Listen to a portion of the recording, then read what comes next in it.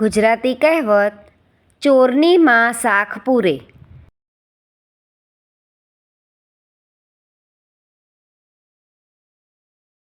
ચોરની માં શાખ પૂરે અર્થ કપટી માણસના સાચા હોવાની ખાતરી તેના જેવો જ બીજો કપટી માણસ આપે.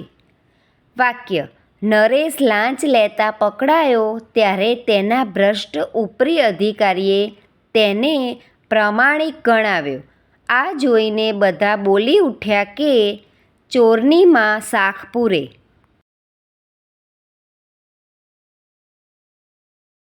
Thank you friends. Please like, share and subscribe.